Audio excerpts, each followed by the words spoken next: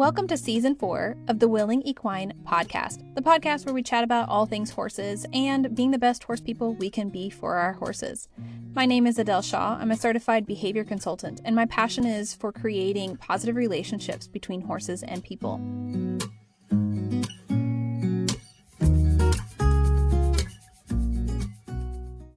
So I had a really great topic. It wasn't an intentional suggestion, but I was having a conversation with a client, and we were talking about a situation her and her horse had been in, and so it gave me a really good idea for a podcast episode, and so I wanted to chat with you guys about it, which in the topic was about helping one prevent a fear learning experience or what might be a trauma experience. So preventing a situation where a horse might actually walk away with beyond like a fear and beyond just like a negative experience, but actually a trauma experience where they're storing it in their body and it's going to take a really long time for them to recover from it, and they are going to be triggers, and just it's a deeper situation. It's a really significant event that happens in their life that is so stressful and goes so deep that it's beyond just needing some basic counter conditioning and recreating some positive associations, and there's no real resilience there for the horse, meaning no preparation for the event. It happens and it is there, and it's this situation that they will remember for a very, very long time to come and will need help coping with future similar situations because of this event. So preventing stuff like that from happening is the first part of the topic. And the second part is, how do we help our horses recover from situations like this that show up? So starting off at the beginning, preparation is always key. So helping your horses prepare for situations that might be stressful, that might be uncomfortable, might be painful, and might be a really big deal to them. Preparing the horse ahead of time is ultimately going to be the most effective approach to helping your horse not have these big traumatic experiences in the future. Situations like what I'm talking about are preparing your horse to know how to trailer and making it a positive experience, so that should a fire or a flood or anything like that show up, you're ready to move your horse, or maybe they get injured or something like that. You're ready to move your horse and they have been fully prepared for it, and this whole situation doesn't get started off on the wrong foot. It's already on the wrong foot, but it doesn't get worse by the fact that we have to now trailer the horse, and the horse has never been in the trailer or is really fearful of the trailer, and that just makes the whole situation worse. Some other preparation ideas might be preparing our horses to be able to stall or be held in a pen or being removed from a companion. That can be a really challenging aspect to many sudden events for horses, such as having a colic, needing to go to the vet, or maybe there's a fire or a flood, or just moving homes, even just being sold to a new home. These events can become unnecessarily traumatic for the horse because we did not do a good job of preparing them ahead of time to be able to spend periods away from their companions, or are not prepared to be able to stall. This is something, especially if you keep your horses out in pasture 24/7 like I do, you wouldn't, maybe you don't even have a barn. You probably need to practice this with your horse, because it is just very realistic. It's very normal for a horse at some point in their life to have to be contained in a small area. This is just something that all horses have to deal with living in a domestic environment. There's no way around it. I bet you there are very, very, very few horses that have ever in their life, or just never in their life, experienced being contained in a small area. It could be stocks, it could be a chute, it could be a stall, it could be a pen, it could be a round pen, it could be, a round pen's getting on the larger side. But we're talking about like a small environment, especially if you have to evacuate and you need to go to like a fairgrounds or a vet clinic, or if your horse gets injured and they have to go to a vet, they're likely going to be in a stall that is around 12 foot by 12 foot, maybe smaller, maybe bigger. But preparing your horse ahead of time for experiences like this are really easy. It's really not that hard to do and not very time consuming, and could save your horse a lot of emotional stress and physical stress, and avoid a lot of fallout that comes from not preparing them and not building up ahead of time, being proactive and creating positive associations with that. And so an example of something like that might be you just get some cattle panels, some 10 foot or 12 foot cattle panels set 4 up in a square, and You start off with just a few minutes in the pen with some alfalfa or their feed every day. So maybe they eat their meals in that pen every day. That's an easy way to do it. You just feed their meals in there, and also helps with resource guarding and preventing other issues. So it's a really good setup idea anyways for feeding time. But if you're not going to do that in feeding time, I would just recommend setting up the panels and having your horse eat some alfalfa or some feed in there. For at first, it's just a couple minutes, and then it's longer, and eventually you're working up to multiple hours at a time that your horse is able to stay in this pen completely comfortable with some food. You want to make sure they have forage available to them and have water, plenty of water access. But this prepares them, even if they never are going to be stalled in where they're living with you, and you don't have a barn. This is just something you can do ahead of time to really prepare your horse for this very possible and probable event that they will have to be contained in a small space.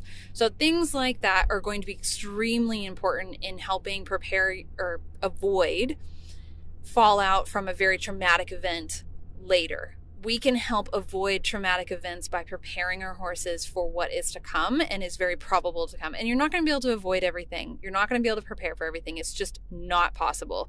You could spend every minute of every waking day with your horse, preparing them as much as you could.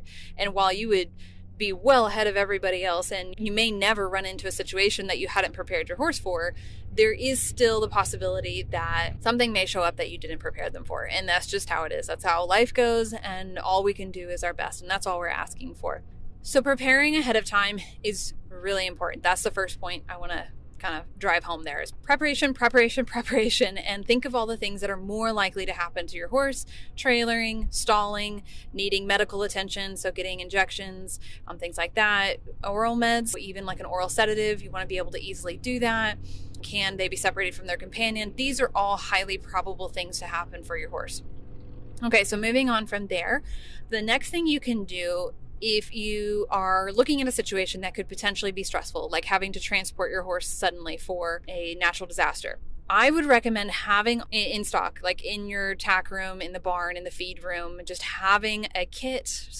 This is stored specifically for this, for an event that something like this happens, is some way to be able to help your horse through a calming, like a supplement or herbs or a paste or some sort of thing. Like, I use different products that I keep on hand. I have a couple different ones because different horses respond differently to different things. But there's a lot of supplements that are on the market that are paste that you can give your horses that work within an hour or two and help just take the edge off. And those are something that are always good to have on hand. And I keep those around for any time I need to trailer my horses to the vet, or if I need to take them away from their companion, something like that, where maybe I've done a lot of preparation for, but it still has the potential to be a little bit of stressful. I make sure to give those. And if I haven't done a lot of preparation, then I definitely give those. And so that's like one thing you can have on hand. You can also have possibly some oral sedative if you can talk to your vet about having something just on hand, that should the situation arise, you have a way to sedate your horse so that it is less traumatic. This is really useful for, I've heard of people who travel a lot, that transport their horses a lot or on the road a lot, having some on them should an accident happen and their horses are stuck in the trailer, like they got in a car wreck with the trailer. Should a situation like that happen, that a sedative might be really useful. Again, talk to your vet. They would need to prescribe it. It's not something that you can just get over the counter. And I'm talking about the actual drugs like Dorm and other drugs like that. You need to talk to your vet about that to get a prescription for it, to have it on hand. So that's something to consider. I have some that I keep on hand should a situation arise where it is really important to sedate my horse. I would talk to your vet about the different options, what's most effective for your horse, what is the safest with the least side effects, what's the easiest to give, etc., etc. Just talk to your vet about that. Something worth considering having on hand. The other thing I would have on hand is a more of a long-term calming agent, like some herbs or some supplements that you can give your horse for a couple of days to up to a couple of weeks, should they need to be temporarily housed somewhere away from home and it's stressful and they're not with their normal companions and they're not at home. This is something that all my horses that are new to my place, so when they first arrive at TWE, I always have something to help them, things like chamomile and valerian root, and there's other herbs. You should talk to somebody who specializes in this to make sure that you're giving something that is safe for horses. and not just go off of what I'm saying, the names of the herbs that I'm saying, but there are different herbs that are really useful in helping keep horses calm and help them settle into new environments and help avoid those high stress responses to the environment and to things that are happening to the horse. And these are all things that are helping prevent a possible long-term memory of a traumatic event and such like that. So we're trying to take the edge off. The horse can still possibly have a stress response without having a long-term trauma event that they're remembering. But the key here is just making sure that we help the horse come back down into a rest and restore state and not to get stuck up in their fight flight state and freeze state. We don't want to push them to that and then trap them there. They need to be able to come back down and self-regulate, and sometimes they need help doing that, and calming supplements can be really helpful for that. Herbs, traveling with companions is something else that is really important. I almost never transport a horse without a companion. A horse that they know especially would be even better. And this helps also reduce that likelihood of creating a long-lasting trauma memory or fear memory, and helping the horse regulate their nervous system and stay calmer. So again, we're just trying to help them stay calmer. Always providing forage is also helpful. Horses are more likely to stay in that rest and restore states, that foraging states where they can eat if they are provided food throughout the experience. So I rarely ever, unless the horse can't eat because of a medical need, they always have food with them. So we're walking around at the vet clinic, we've got food. We're in the stall at the vet, we got food. We're in the trailer, we got food. We always have food because that helps our horses to regulate their nervous system and to keep themselves in a calmer state, and to prevent those even bigger, more dramatic responses to stressors in the environment and the whole event as a whole. So that's something else that I always keep on hand. I always have it in my trailer. Should I just need to throw a horse in a trailer? Not literally, but quite almost. Like I have a memory of, when Tiger was having her colic episode, and you can go back and listen to her episode. It's called Love Without Conditions. When I needed to get her in the trailer as soon as possible and get her to the vet. There was no time to do anything else. I grabbed her out of the pasture and I walked her into that trailer and we left. It was as quick as possible. And I was very thankful that I had food in the trailer already prepped and ready to go. I keep my trailer prepped all the time. And while she couldn't eat because she was colicking, had she recovered from her colic episode or her surgery, she would have been at that vet clinic for a long time. And it would have been better for her to have her own food and to be able to heal as quickly as possible and keep the stress levels down. So keeping prepped stock for everything that your horse needs to maintain as much normality and calm and low stress response as possible is really important. The other thing we can do is try our best to remain calm ourselves. Horses are very responsive to their environment and to us. They're going to be responsive to other horses in the environment as well. So if they have another horse that's nearby that is panicking and really stressed out, that is more likely to cause your horse to have a stress and panic response. And if you're panicked and stressed, then you're more likely to cause your horse to have a panic and stressed response. So trying our best to regulate our own nervous systems and to keep ourselves calm, to keep thinking logically and rationally and not to be rushed. Remember how we normally handle our horses, how do we normally do things, trying to replicate that. Try not to rush things or change, everything that we're doing just because we're in a stressed environment. Trying to maintain some sense of normality is extremely important here. And this comes with trailer loading and all that too. Something that I practice ahead of time and I think tends to be overlooked is, if you transport your horse with shipping boots on, when you practice trailer loading, you should have shipping boots on. Maybe not right away, in the initial stages, you can practice without shipping boots, but definitely spend time practicing with shipping boots so that doesn't suddenly change for the horse when it's time to get in the trailer. So trying to keep everything as normal as possible and practice ahead of time what that normality is going to look. And also, practicing ahead of time, you could practice a rushed scenario. So let's say it is a natural disaster and you've got to get out of there quickly. Do your training ahead of time, keep everything calm and relaxed, only move as quickly as the horse is comfortable. But when everything is done well and it's, quote, perfected and it looks just like you want it to look, now it's time to run drills. It's time to practice. What does it look like when it's a natural disaster and we got to get out of here? And practice for yourself as well, like grabbing your gear, grabbing the food, grabbing the horses, doing all the stuff. Run some practice drills so that you have it down and your horse knows what to expect. And they also know that it's going to be okay when things are a little bit more rushed and when it looks a little bit different. So keep that in mind, is practicing when you practice ahead of time and you prepare your horse ahead of time to make it look like what it would look like in a rushed situation when you get to that stage. One other thing that I always have prepped and ready to go is something that's high value for the horse. For my horses, a lot of times that's alfalfa. They think it's amazing and they only get it a little bit every day. It's an enrichment activity, but you can also pack some other stuff, some sweet feed. I don't feed sweet feed and I don't recommend feeding sweet feed. However, in an emergency situation, I think a couple handfuls is not going to hurt your horse. So high value stuff, especially some enrichment activities, things that will keep the horse busy, could really help in helping avoid those big, traumatic responses and the big stress responses and the sustained stress responses, because we can help distract our horses from what is going on and the coming and going and the more rushed nature of it, or being trapped in a box, especially if you're going to go to an environment where they have to stay in a stall for a couple of days and they're used to being out in the pasture. Having hay nets and hay and forage available, and then a bunch of enrichment activities like prepped and ready to go, is really going to help keep your horse active and engaged and seeking stuff and eating and just in general being more normal rather than just going from a pasture life with social interaction and seeking and grazing and all that to standing in a stall without anything to do for hours at a time. That's a huge change for your horse and more likely to be stressful to them if they're not properly prepared for it. And then also if they have nothing to do, we can take the edge off by providing them with a lot of activities to do.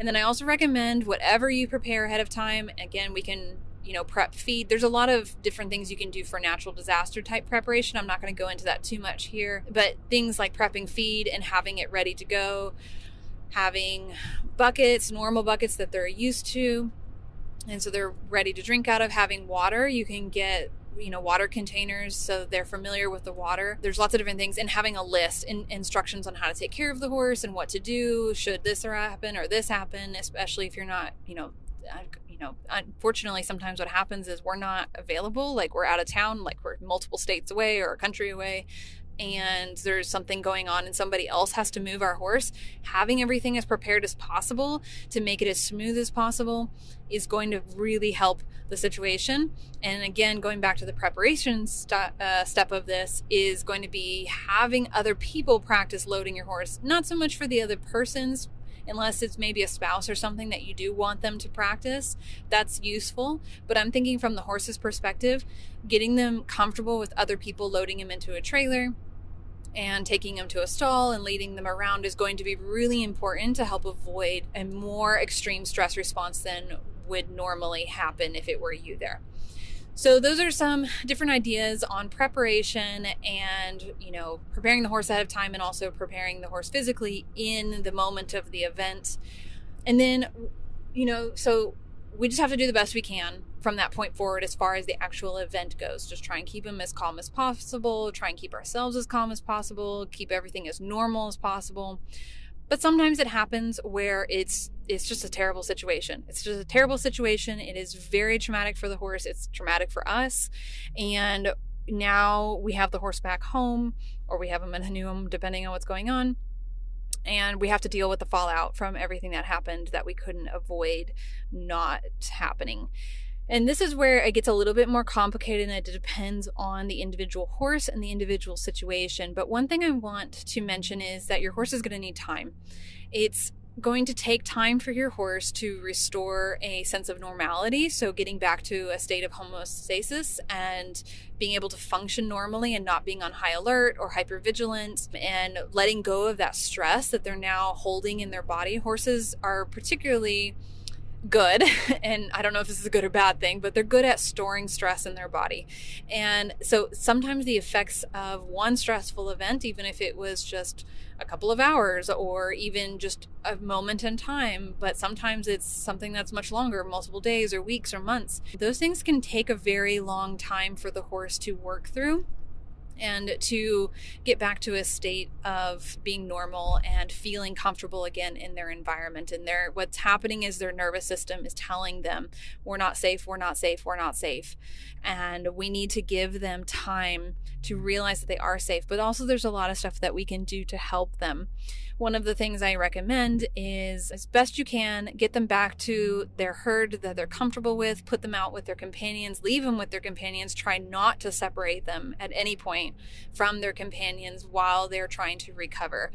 So if you've got a horse that's out in a herd and they've been able to go back to their companions that they were with before, this is not the time to take your horse on trail rides out by themselves, or go on a hike down the road, or put him in the trailer and go to a neighboring arena to practice and do some exercise. This is just not the time for that.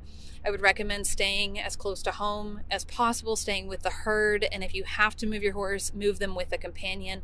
They are going to need their herd mates to be able to recover.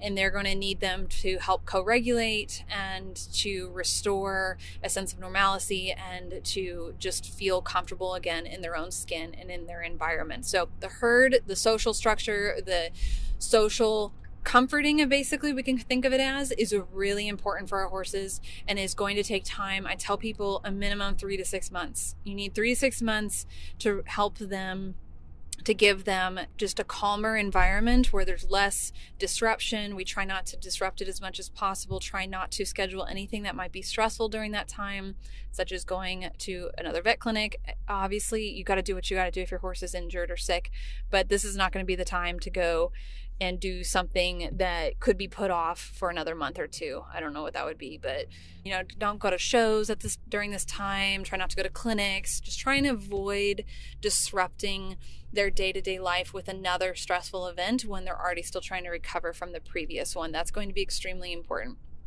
The other thing we can do is body work, and body work that is specifically targeted towards helping them let go of the stress and tension that they're holding in their body from this event that they experienced. There are different types of body work out there. Something in an event like this that might be good are things like Masterson method, or any type of just more subtle, non-invasive, non-threatening types of body work. I love chiropractic and osteopathic work. Often, though, it's very intense and can be quite uncomfortable.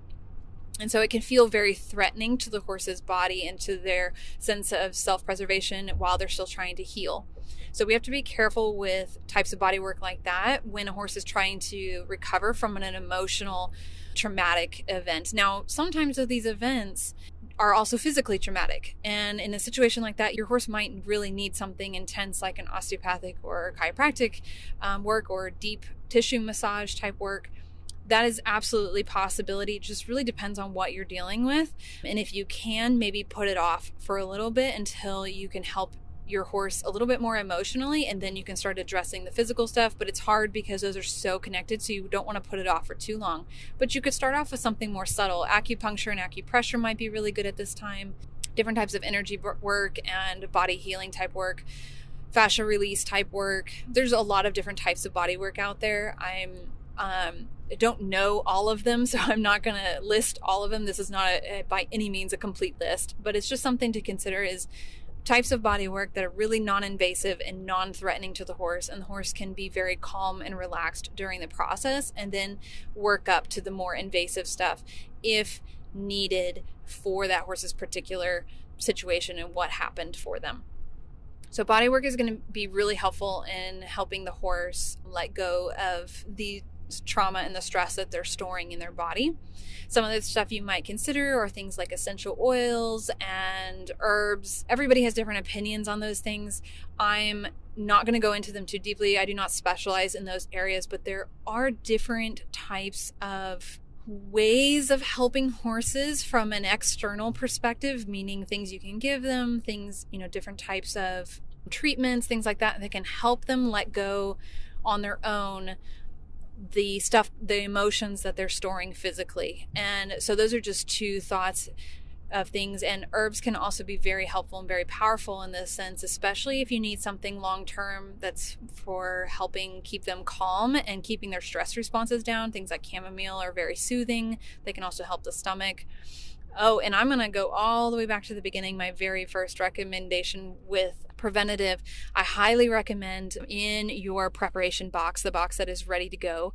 And should an event or something happen where you need to transport the horse quickly or something like that, is any type of stomach, like ulcer preventative and stomach support. So anything, you could use something like Ulcer Guard, like the daily dose kind of thing, as a preventative during this stressful event. But there's also some other options out there that have really good herbs in them and are just beneficial for helping horses not develop ulcers during these really stressful events.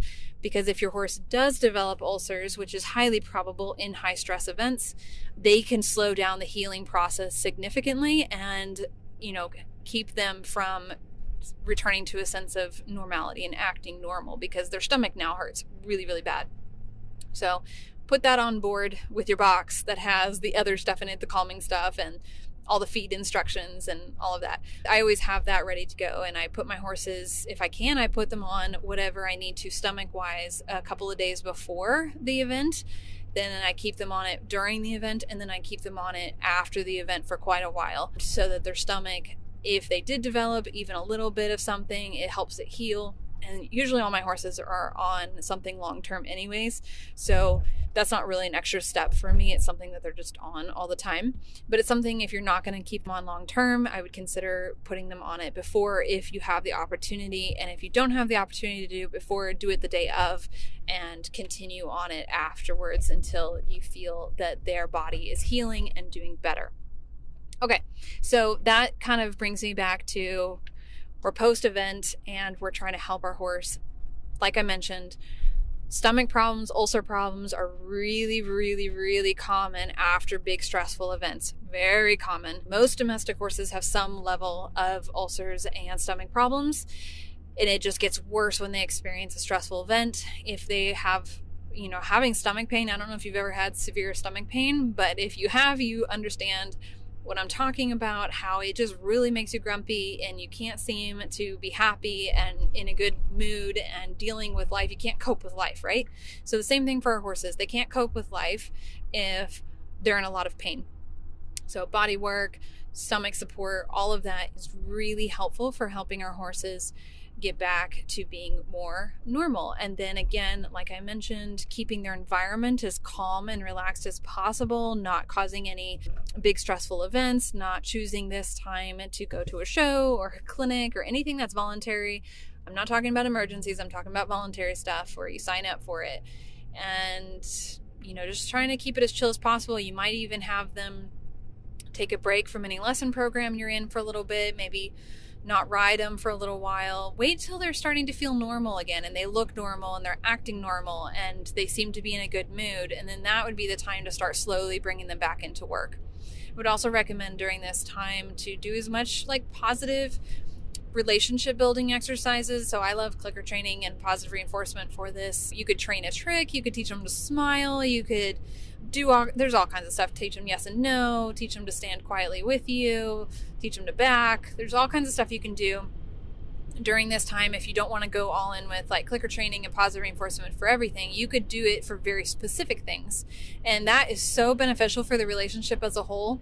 I can't tell you how powerful that is. Just spending a few minutes, once a day or every couple of days or even once a week, doing a little bit of clicker training can make the world of difference to your relationship, and every other aspect of your interactions with your horses will start to improve. So stuff like that is really good. Just spending time with them, sitting out in the pasture with them, get out a book, read to your horse, sing to your horse. They love that kind of stuff usually. And, staying, not trying to take them away from the herd. So you're going and spending time with them and their herd where they feel safe, making sure that they have forage available to them all the time. Just trying to keep things as calm and as relaxed as possible, and just giving you both time to recover from the event, to let them get back to where they feel more comfortable and more relaxed. And you'll start to notice, so I guess I should mention, like, what does that look like? More relaxed, more comfortable in their skin, more of a state of homeostasis, more a sense of normality for a horse. Well, they should be able to comfortably sleep laying down on the ground. This is when they get their REM sleep during stressful events, and after stressful events, a lot of times they won't feel comfortable laying down to sleep, so they will be deficient in REM sleep, and you can start seeing sleep deprivation signs. Your horse should spend, I think it's about 20 to 30 minutes a day laying down for REM sleep, and if they're not doing that, then they're not getting enough REM sleep.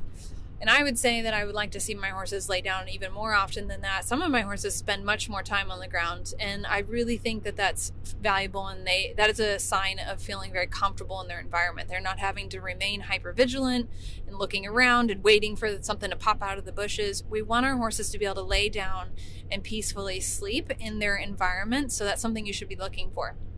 Something else to look for is comfortable being touched, comfortable being scratched and loved on. If your horse was uncomfortable being touched before, you might have already had some previous, physical issues that were just undiagnosed. And so now it's just continuing and may even be worse, especially if there's any aggression associated with it. But some horses, they're not a fan of being touched. They don't want, they're not like, oh, come scratch me and love me. But they should still not be reactive to touch. That's different. That's, we have a physical issue going on usually. So being okay being touched and haltered and led around and all the normal behaviors that they would have done before should be returning when things start to get back to a sense of, being normal again. Some other things are just being able to graze normally. If you're seeing your horse stand in the pasture a lot with their head elevated, just watching around them, that's hypervigilance, and we shouldn't be seeing a whole lot of that. Every once in a while is normal, but not consistently or frequently. So that's something to keep in mind. Any type of increase in stress in the herd, so moving other horses around, so if they're resource guarding or just pushing other horses around, that's a sign of that we're still holding on to a lot of stress and we're having problems.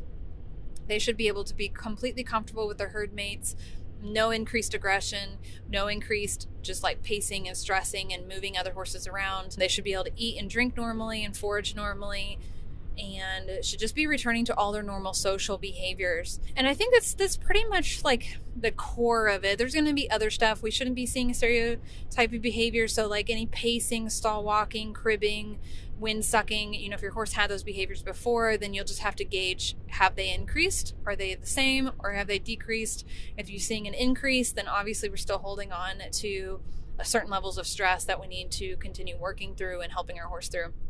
However, if they've returned to the normal from before, I'd still say that maybe we need to address stressors in the environment, and we need to consider that maybe there was stuff going on before, but at least you're getting back to something that's more normal for you guys, and so maybe they're doing better. I would ideally obviously like to get that as infrequent as possible, and that would be the sign that the horse is coping as best as possible, and they'll never completely go away, but we can get them to reduce significantly. I think that's pretty much it. I'll probably think of more stuff, but this is like a good overview of like how we can help our horses recover from a really stressful experience. And something else really quick to jump in here is going to be to go and practice whatever happened during that stressful situation. So if you had a trailer somewhere and they had to go stay in a stall at a vet clinic and had medical procedures done, this is a really common one, and now they're back home, give them some time to recover. Let them, take their time and get back to some sense of normality. And then it's time to start practicing again. It's time to start practicing trail loading. It's time to start practicing staying in a stall. It's time to start practicing medical care, especially if you can do it cooperatively. We need to practice these, especially because that's a highly probable situation to show up again in the future. And also because we need to show them it's going to be okay, that just because the trailer's sitting out there hooked up to a truck doesn't mean it's the end of the world and we're going to have a traumatic event. This will help your horse recover quicker because we'll be able to help them not look at the trailer every time as like the boogeyman, like, oh my gosh, am I going to go to the vet this time? So part of it is in preparation for a future event, but the other part of it is helping our horse realize that not every time we have the trailer out does it mean something bad's going to happen. And this can help them recover themselves, even if you never had them get in the trailer again and never had a vet experience again, which wouldn't happen, but let's just say it would help them recover. I have seen this happen many times where going back and working on it and showing them that it's okay, and not every time that trailer's around or whatever, it's okay and it's a positive experience. This can help them because now they're not just looking at this trailer as like a trigger every single time, and it's not this big spooky thing that means this other thing. It actually most of the time means this good thing, and it was just that one situation that showed up that was the bad thing. So that bad thing is the novel thing. The bad thing is the less probable thing to happen. It's not normal, right?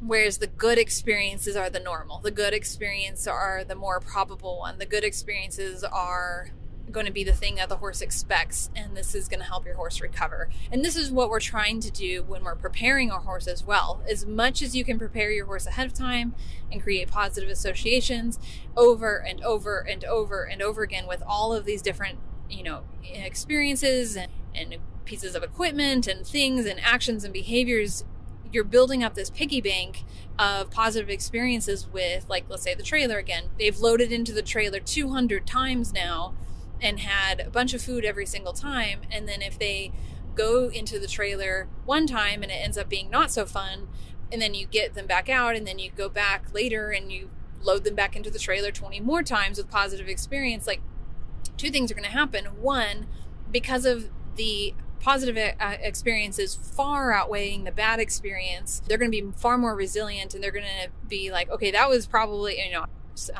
projecting a little bit and putting some human words here, but they're going to start thinking like, oh, the trailer's usually good. It was just that weird thing. I mean, they might be a little bit suspicious, but they're going to be like, no, it's probably one of the good things, because it's been more likely. I mean, most of the time it's been a good thing. So they're going to be more likely to jump back into that trailer.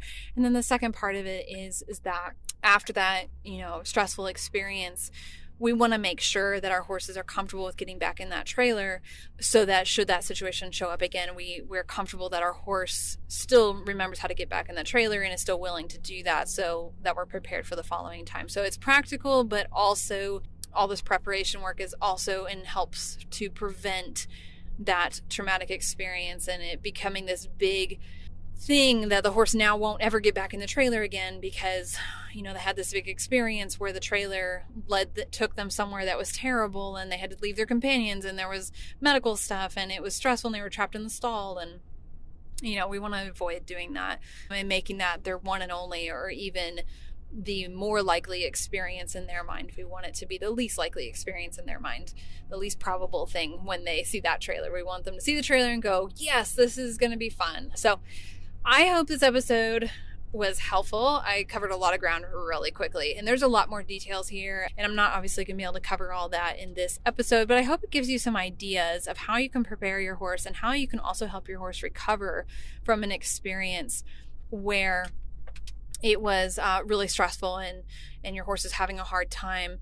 And I just really encourage you to give your horse time, be patient with them, let them, really recover, let them build new positive experiences with you. And sometimes it's not the trailer, and this is kind of a point I want to bring up. Sometimes it's not the trailer that develops the bad experience for the horse or develops the bad association for the horse. It's actually us, and it's really unfortunate when that happens. But if you can spend a lot of time rebuilding the horse's positive association with you, so owner arrives and they sit with me and they read me a book, and maybe they bring me some alfalfa, or we do a clicker training session. If 99.99% of the time that's what happens when you show up, when you have one of those situations where that's not the case and it is a stressful experience, they're going to be much quicker to forget that and to move on and to continue to associate you with good outcomes. And then should that, 0.01% thing happen, if we jump right back into positive and non-stressful experience, then they're going to be much quicker to recover in their associations with us. However, if we continue to all of a sudden repeat all these stressful experiences back to back with them, then it's going to be really tough. And so, we have to figure out how that looks in certain situations. Like if you have an ongoing medical thing where the horse has to stay at the vet clinic or something like that. Maybe, depending on the medical thing, depending on what your horse is experiencing, and depending on how bad it is or whether or not they can have food, maybe while they're at that vet clinic, you show up, as much as you can and do a clicker training session with them while they're in their stall. And not only is that an enrichment activity, so it keeps their brain active and it helps create positive associations with what's going on, and it just keeps them from getting bored and restless and creating undesirable behaviors like wind sucking and stall pacing and all of that. It keeps their brain active. It also continues to strengthen that relationship between you and them and creating those positive associations. So now they're going to, even if it's stressful at the clinic and even if other people are doing uncomfortable things to your horse, when you show up, awesome things happen. And that can be really helpful in so many ways for your horse. And if that's a possibility of something to do, then I would highly recommend doing it. Obviously, circumstances depending. So there's a lot to think about here. I was talking really fast and just dumping all this information on you guys, but hopefully it was helpful. And I'm definitely open to talking about different options for different types of situations. If you have any questions, you can always reach out to me. And I also consult on cases like this where something really bad happened and now we're trying to recover from it.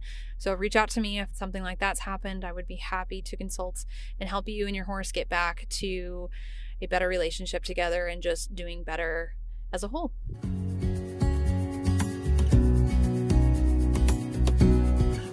Thanks so much for listening. If you enjoyed this podcast episode, I would love if you left us a review on wherever you listen to your podcasts. If you'd like to learn more, head to our website, thewillingequine.com, where you'll find a bunch of links to our different social media platforms. We have Instagram, TikTok, YouTube, Facebook, pretty much everything. We also have our blog, our training services, and the TWE Academy, where you can enroll in the foundation course that opens a few times a year. Thanks so much for listening, and I look forward to chatting with you in the next episode.